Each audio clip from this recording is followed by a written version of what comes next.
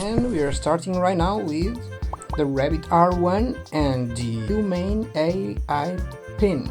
These are all technologies that have been very hot and making headlines recently. These are two square-shaped devices with rounded corners that are meant to use features that resort to AI to achieve a plethora of tasks. They are equipped with cameras and microphones so that they can do things like, for example, you ask him to identify what's right in front of you and it will tell you, oh, this is a banana in case it's a banana, or this is an apple in case it's apple, this is a t-shirt, and yada yada yada. You get the idea. You might be asking, what's the difference in between them? The main difference is the way you navigate the UI. Like, the R1 Rabbit has a screen and a scroll and a button, is more analogic, whereas the Humane AI pin has a laser projector that projects to your hand and you control it by doing movements with your hand and fingers.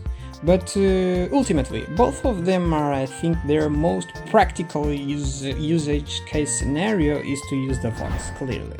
And so why am I making this video? Because we all have seen that these are both devices that have been getting very, very bad reviews, and we are left wondering, is this justified? Well, clearly, because these people don't limit themselves to just talk bad about these devices, but rather present a plethora of arguments that make you ponder on why were these devices released in the first place.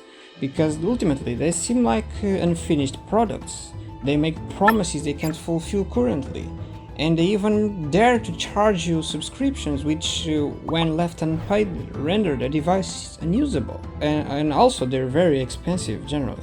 And so at the end of the day, you think, like, we look to ourselves, we put our hand in our pockets, and we find our smartphone.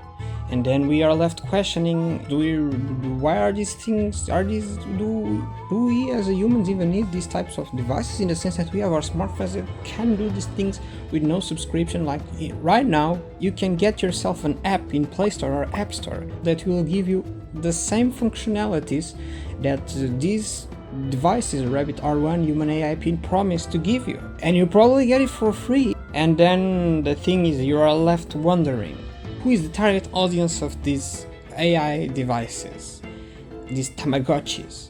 And just to clarify, Rabbit R1, you're meant to carry it on your hand, whereas Humane AI pin, you're meant to put it as a pin in your shirt. And so who's gonna use this? I have a theory, and I think this is, if not the only scenario, one of the few scenarios in which I see that this could be a potential group of people that might find some form of pleasure or usability in these devices, which is like 60 to 80, 70-year-old people who to this day haven't adhered to smartphone technology. They still use analogic smartphones. It's not even feature phones, like just normal regular Nokia brick-like smartphones. Just make calls, nothing crazy, maybe an MMS, that's all.